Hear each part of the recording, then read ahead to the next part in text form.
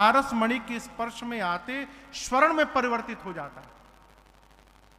लेकिन यहां एक अंतर मैं आपको बताऊं कौन बाबू, पारस मणि लोहे को तो सोना बना देता है, लेकिन उस सोने में यह गुण नहीं देता है कि तुम आगे जिस लोहा को स्पर्श करोगे वो भी सोना बनेगा। वो सोना केवल लोहा केवल सोना बनता है, दूसरे को सोना नहीं बनाता। लेकिन सत्संग जिस सठ को स्पर्श करके विद्वान बनाता है, उसके भीतर ये गुण भी डाल देता है कि तुम भी आगे जिस सठ को स्पर्श करोगे वो विद्वान बनता रहेगा। ये सत्संग की महिमा है। आपको एक कथा सुनाऊं। एक महात्मा, एक नदी के किनारे उनकी कुटिया थी दूर। उसी कुटिया में रहते थे, भजन किया करते थे, बड़े सिद्ध थे। एक दूर के गांव का एक बालक एक दिन दौड़ते दौड़ते प्रातः बेला में आया और आकर के महात्मा के कुटिया के बाहर बैठ करके रोने लगा। कहा, मैंने सुना है कि आप बहुत चमत्कार जानते हैं, आपके पास बहुत सिद्धियां हैं, मेरी गरीबी दूर करिए, मैं बहुत परेशान हो गया हूं। महात्मा बोले, मैं क्या करूंगा, कुछ नहीं कर सकता, मैं तो स्वयं दूसरे से मांग मांग के खाता हूं। बोला, नहीं, मैं जानता हूं आप कुछ कर सकते हैं। वो जाने का नाम ही ना ले। जब घंटों बीत गए तब महात्मा ने कहा, तू मानेगा नहीं? बोला, नहीं मानूंगा। बोला, ठीक है, चला जा उस पेड़ के नीचे, खो में एक पत्थर पड़ा है, लेके चला जा, चमकता हुआ पत्थर है। उस बच्चे ने कहा कि मैं पाथर लेने नहीं आया हूं, मेरी गरीबी दूर करिए। महात्मा ने कहा, मूर्ख, जिसे तू पाथर कह रहा है वो पारस मणि है। देख, पेड़ के नीचे कहीं पड़ा होगा, इधर उधर चमक रहा होगा। बोला, उससे क्या होगा? बोला, उससे जिस लोहे को तू स्पर्श कराएगा वो लोहा सोना बन जाएगा।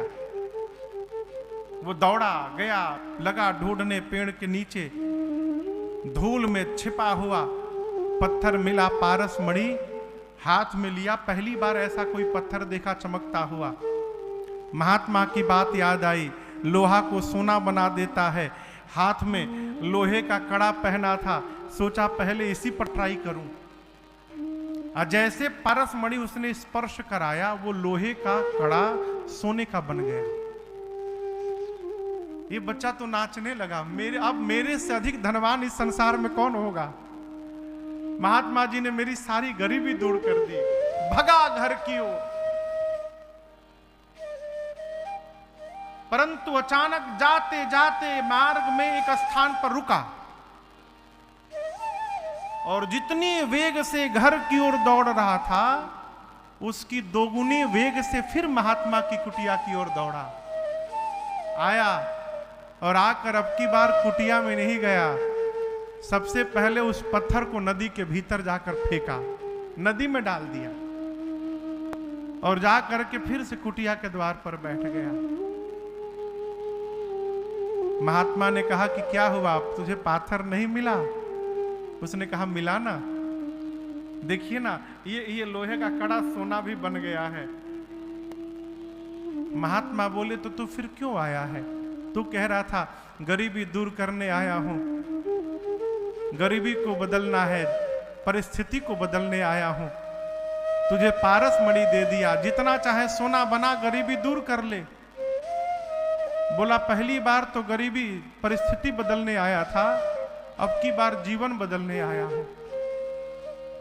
महात्मा बोले, मैं समझा नहीं तेरी बात, क्या पारस मणि कहां है? बोला, नदी में फेंक दिया। नदी में फेंक दिया, अब क्या लेने आया है? उस बच्चे ने कहा, प्रभु, अब मुझे वो मणि चाहिए जिस मणि को प्राप्त करने के बाद आपने पारस मणि को धूल में फेंक दिया था। मुझे अब वो मणि चाहिए, वो खजाना है सत्संग है प्रभु।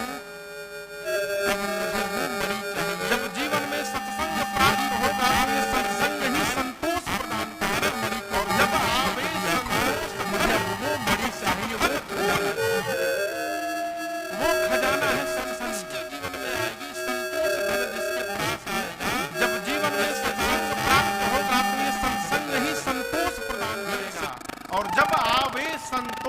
धन, तब सब धन धूरि समान। जब संतुष्टि जीवन में आएगी, संतोष धन जिसके पास आएगा, इसके बाद सारा धन धूल के समान हो जाएगा। ये सत्संग की महिमा है? इसलिए जीवन में प्रयास करिए, क्षण मात्र भी अगल बगल कहीं भी नगर में सत्संग हो रहा हो तो कितना भी व्यस्त क्यों ना हो, समय निकाल करके वहां जाकर आप 1 घंटा बैठने का स्वभाव बनाइए।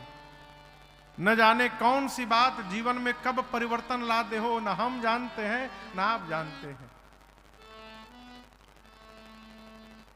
बिहार में आपके बगल में एक जिला है गोपालगंज,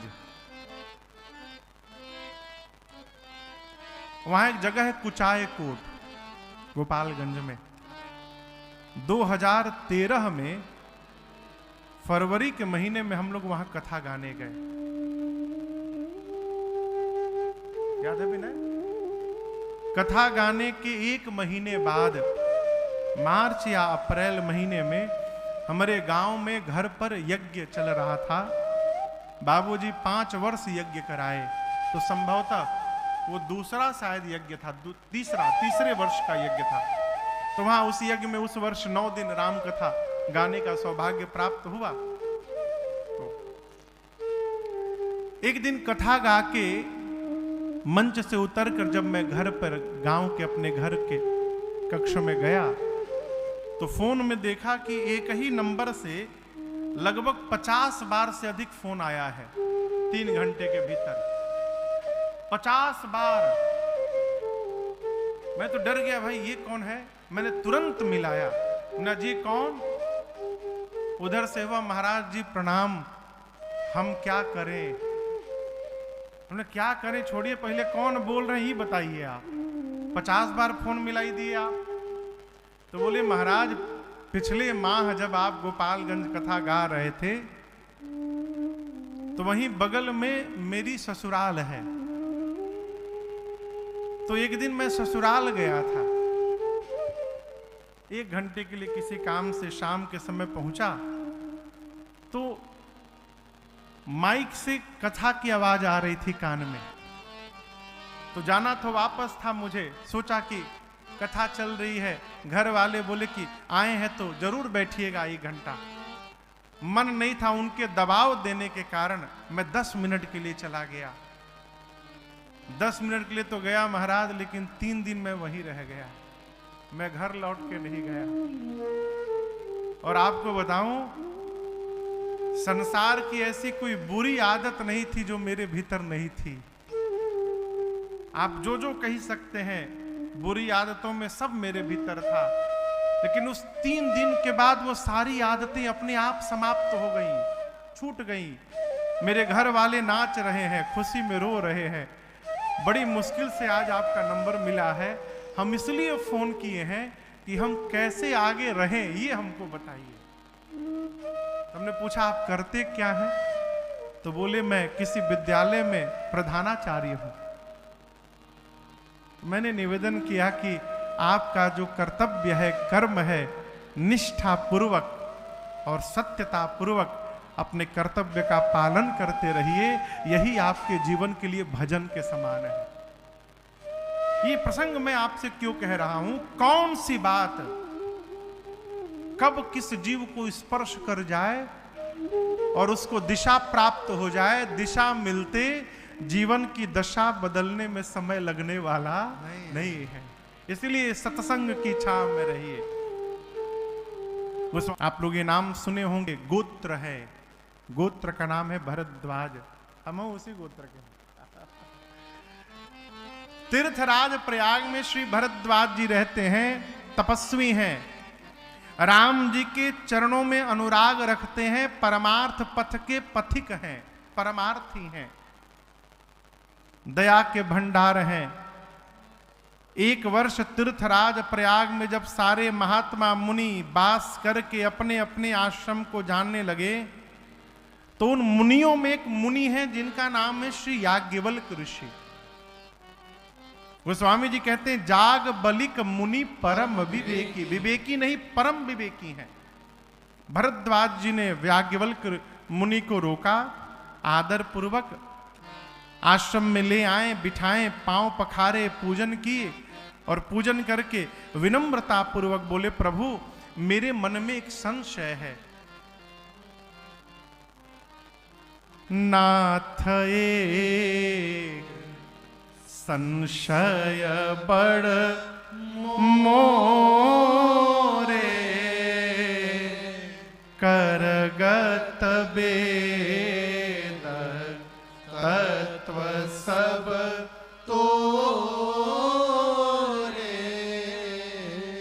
श्री भरद्वाज जी कहते, प्रभु मेरे मन में एक संशय है और बहुत बड़ा संशय है, और मैं जानता हूं कि मेरे इस संशय को आपको छोड़कर कोई दूर करने वाला नहीं है। याज्ञवल्क्य मुनि पूछे, क्या संशय है आपको? भरद्वाज जी बोले, प्रभु सुनने में तो छोटा है लेकिन है बहुत बड़ा। क्या संशय है? आप प्रश्न सुनिए। राम कवन प्रभु पूछऊं तो कहिय बुझाई,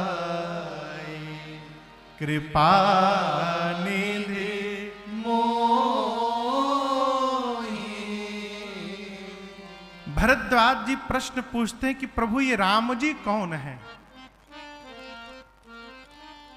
आप जितने लोग इस पंडाल में बैठे हैं, क्या आप में से ऐसा कोई है जो राम जी को न जाने? आप राम जी को नहीं जानते? अच्छा, चलिए एक लोग तो मिल गए जो राम जी को नहीं जानते। इधर भी 2-3 लोग हैं जो राम जी को नहीं जानते। कितने लोग राम जी को जानते हैं? जानते हैं वो तो ठीक है, हमार दरकारे कह रहा जे जाना था जे नहीं जाना तो के बता दे वही जा। एक जगह कथा चल रही थी तो महात्मा जी आके पहले दिन पूछे, आप में से कौन कौन भगवान को जानता है? तो पूरा पंडाल हाथ उठाया। तो महात्मा जी बोले, जब सब लोग जानते हैं तो हम क्या बताएंगे, आज की कथा पूरी हो गई। दूसरे दिन आए, फिर पूछे, आप में से कौन कौन भगवान को जानता है? आज कोई हाथ नहीं उठाया। तो महात्मा जी बोले, सब मूर्खे बैठे हो तो कितनों बताऊंगा, कुछ समझ में तुम लोग को नहीं आएगा, आज की कथा पूरी हो गई। तीसरे दिन फिर आए, फिर पूछे, आप में से कौन कौन भगवान को जानता है? तो गांव वाले प्लानिंग किए थे, आधा आदमी उठाई आधा आदमी ना उठाई। तो इधर के उठाएं, इधर वाले नहीं उठाएं। तो बोले ठीक है, जो जानते हैं जो नहीं जानते उनको बता दें, हमार कौन दरकार भाई जा, आज की कथा पूरी हो गई।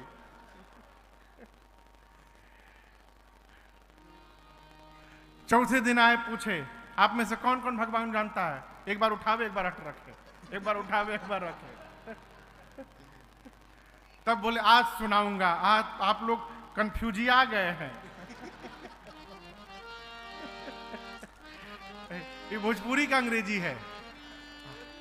भोजपुरी का अंग्रेजी बड़ा अद्भुत है, सब फर्जीफिकेशन का काम है। ये शब्द कहाँ है वो फर्जीफिकेशन? ये प्रभु प्रश्न पूछा, राम कवन प्रभु पूछऊं तो। श्री भरद्वाज जी ने प्रश्न किया कि प्रभु ये राम जी कौन है? एक राम जी को मैं भी जानता हूं, अयोध्या के महाराज चक्रवर्ती श्री दशरथ जी के पुत्र राम। उनकी कीर्ति तीनों लोक में फैली है। उनकी पत्नी मैया सीता का हरण हुआ, राम जी को आवेश आया और युद्ध में जाकर उन्होंने रावण का अंत कर दिया। याज्ञवल्क्य जी पूछे, फिर पूछना क्या चाहते हैं? भरद्वाज जी बोले, प्रभु मैं जिन राम जी को जानता हूं, क्या शंकर जी भी उन्हीं राम जी का नाम जपते हैं? कि शंकर जी जिन राम जी को जानते हैं वो कोई और राम जी हैं, और मैं जिन राम जी को जानता हूं ये कोई और राम जी हैं? प्रभु सोई राम की अपर को जापत त्रिपुरारी, सत्य धाम सर्वज्ञ तुम कहु विवेक विचार। आप सत्य हैं।